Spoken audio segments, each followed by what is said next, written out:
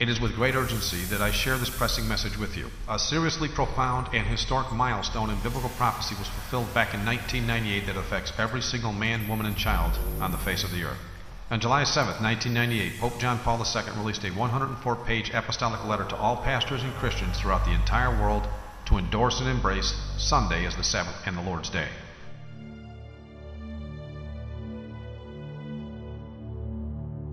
In the book of Esther, chapter 3, Satan used government authority to try and force God's people to break God's law. Mordecai chose to die on the gallows rather than break commandment number 2. In Daniel chapter 3, Satan again used government authority to try and force God's people to break God's law. Shadrach, Meshach, and Abednego chose death in a fiery furnace than to break commandment number 2. Again, in Daniel chapter 6, he used government authority to try and force God's people to break God's law. Daniel chose death in a den of lions rather than break commandment number 1. In all 3 cases, God protected his faithful and delivered them from certain death. Mordecai was honored and became next unto the king, and his enemy was hanged on the gallows in his place. While in the fiery furnace heated 7 times hotter to kill them, Shadrach, Meshach, and Abednego were joined by the Son of God, and the fire caused them no harm. However, the men that threw them into the fire were killed by the flames. The hungry lions in the den were prevented from harming Daniel as well.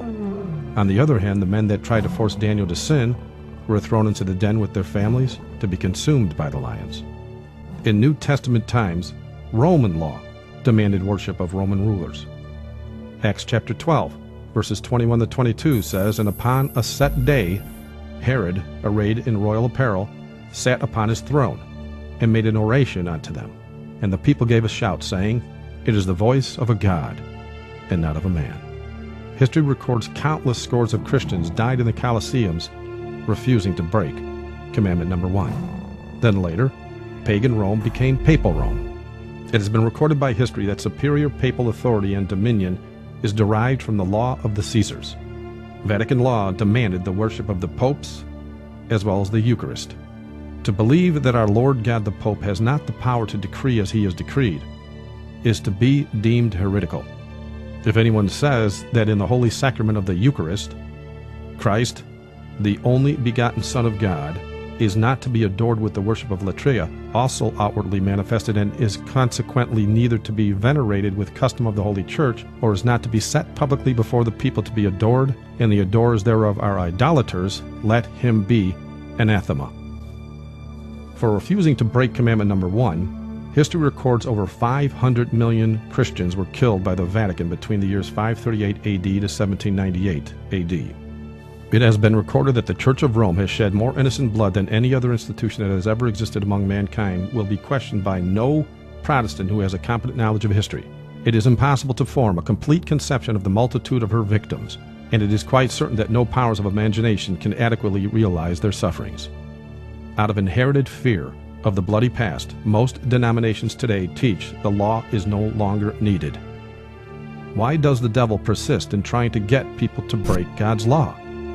It's because he knows Christians that keep the law will not receive the mark of the beast.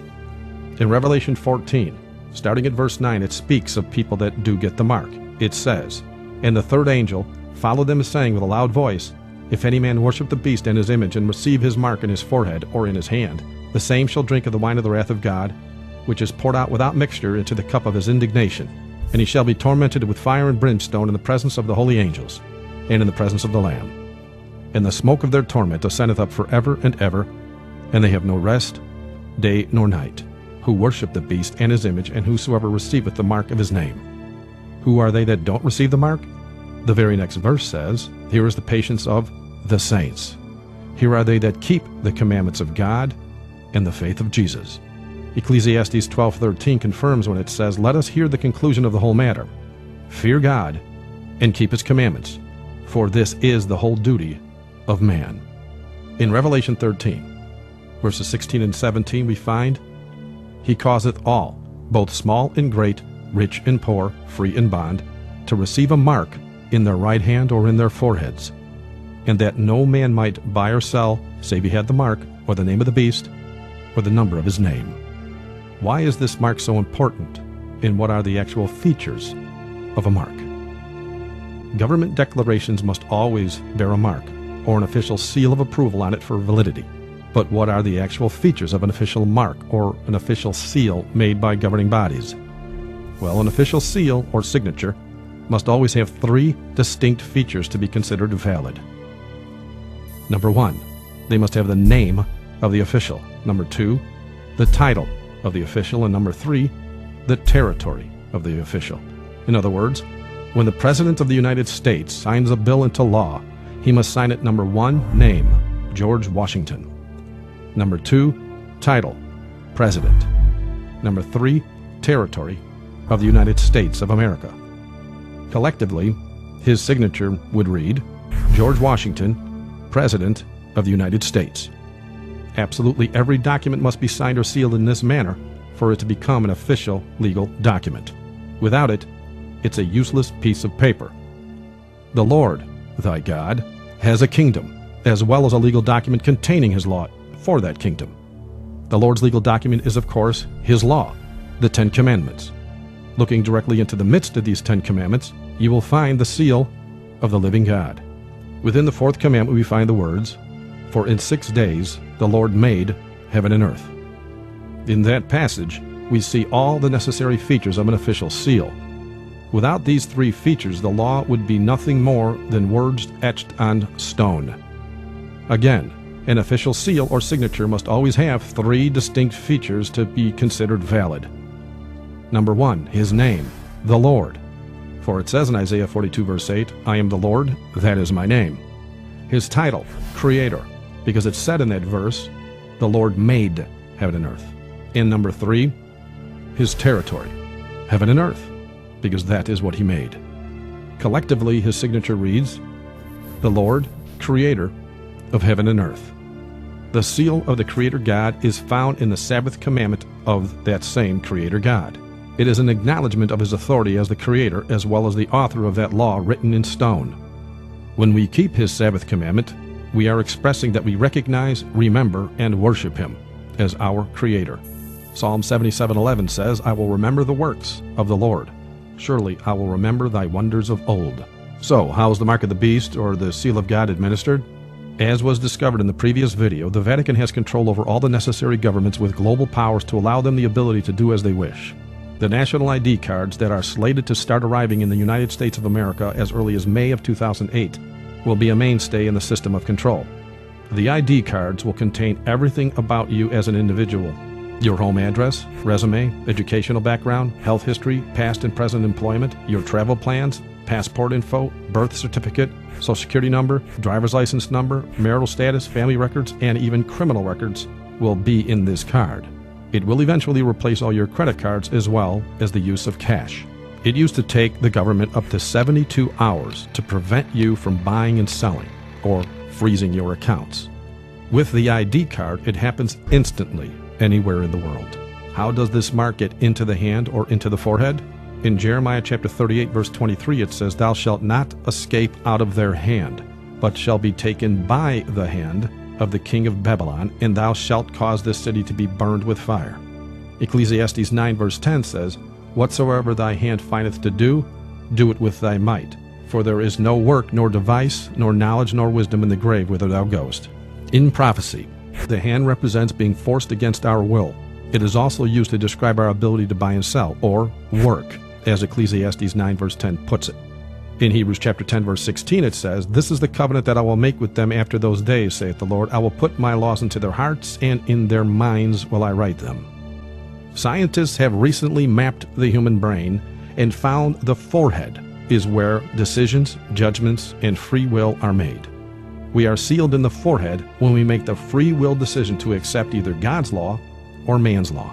We are also marked in the right hand when we are forced against our will to break God's law. The mark is a choice. It's no different than the choice Mordecai, Shadrach, Meshach, Abednego, Daniel, or the millions of Christians made before you. Will you follow God's law or man's law? Matthew 16:25 says, For whosoever will save his life shall lose it, and whosoever will lose his life for my sake shall find it. Does Rome boast of its mark as being Sunday in direct agreement with prophecy? Sunday is our mark of authority. The Church is above the Bible, and this transference of Sabbath observance is proof of that fact. Do they seek to enforce Sunday laws? This organization proposes in every possible way to aid in preserving Sunday as a civil institution. Our national security requires the active support of all good citizens in the maintenance of our American Sabbath. Sunday laws must be enforced. Pope John Paul II said, Christians will naturally strive to ensure that civil legislation respects their duty to keep Sunday holy. Does Rome plan to make good on that threat?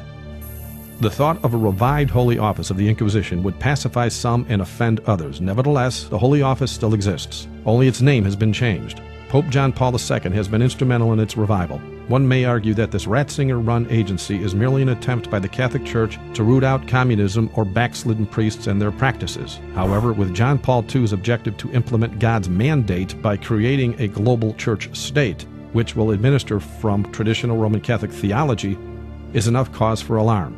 Malachi Martin has already stated in his book, The Keys of This Blood, that the Pope will not tolerate any belief systems that oppose his, not on a civil or church level. In John Paul II, the world will behold a tyrant who will coldly execute direct orders against those whom he deems as heretics or immoral. Moreover, like his papal predecessors, John Paul II will carry out his godly mandate in the name of Christ, or perhaps Mary. May God help us all. Is the media bowing to Rome's plans for Sunday laws?